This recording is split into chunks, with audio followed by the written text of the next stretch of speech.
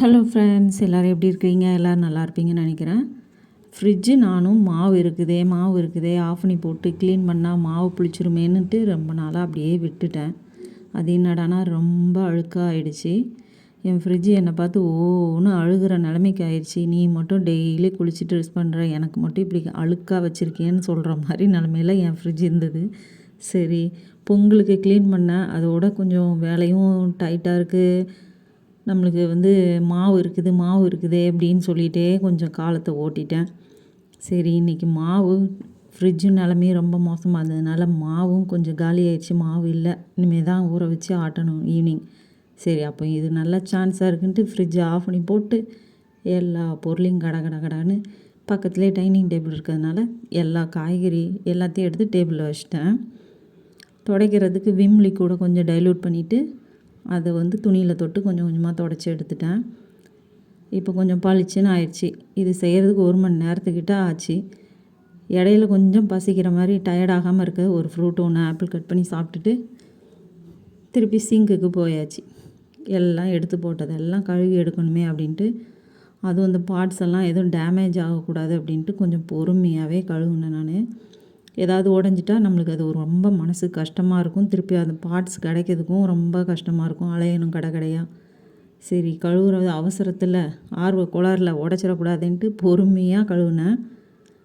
பொறுமையாக கழுவி எடுத்து கொஞ்சம் தண்ணி வடிய வச்சுட்டேன். ஒவ்வொரு ட்ரேவாக பார்த்து கழட்டி ஒன்று ஒன்றா பொறுமையாக கழுவுனேன். அந்த லாக் பண்ணுற மூடியெல்லாம் கொஞ்சம் கிளாஸ் மாதிரியே இருக்கும். பிளாஸ்டிக் தான், ஆனால் கிளாஸ் மாதிரியே தெரியும்.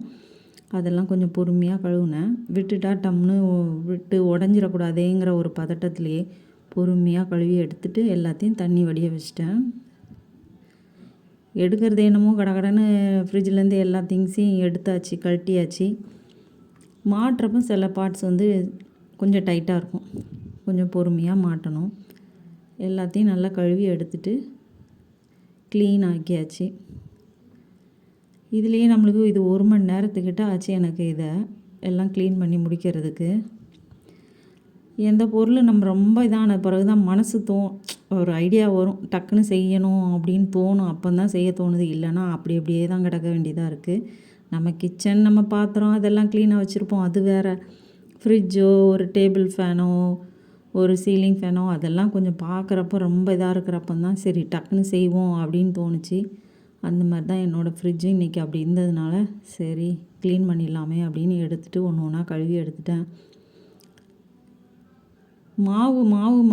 மாவு இல்லைன்னா ரொம்ப நம்மளுக்கு கையே ஓடாதுன்னு சொல்லுவாங்களே, அது மாதிரி மாவு இல்லைன்னா டிஃபனுக்கு நம்ம 1008 டிஃபன் ஐடியா இருக்கும், தெரிஞ்சு வச்சுருப்போம். ஆனால் அந்த மாவு மட்டும் இல்லைன்னு வைங்களேன், பெண்களுக்கு அந்த மாவு இருக்கணும். இட்லி மாவு ஃப்ரிட்ஜில் இருந்துக்கிட்டே இருக்கணும். சரி, அது காலியாகிற நேரம் பார்த்து எல்லாம் செஞ்சிடலாமேன்ட்டு கடன்னு செஞ்சுட்டேன். இப்போ தான் ஃப்ரிட்ஜு பளிச்சுன்னு என்னை பார்த்து சிரிக்குது. இப்போ தான் நல்லா இருக்குது என் ஃப்ரிட்ஜு. எல்லாத்தையும் க்ளீன் பண்ணிட்டேன். இப்போ ஒவ்வொரு பார்ட்ஸாக மாட்டிட்டு எல்லாம் ஒரு கைட்டே செல்லை வச்சுட்டு ஒரு கைட்டே எல்லாம் மாட்டுறேன். அதனால் வீடியோ கடன்னு ஒரு மாதிரி விட்டு எடுத்திருப்பேன். எல்லாத்தையும் மாட்டிட்டு எல்லாத்தையும் அரேஞ்ச் பண்ணி வச்சிட்டேன்.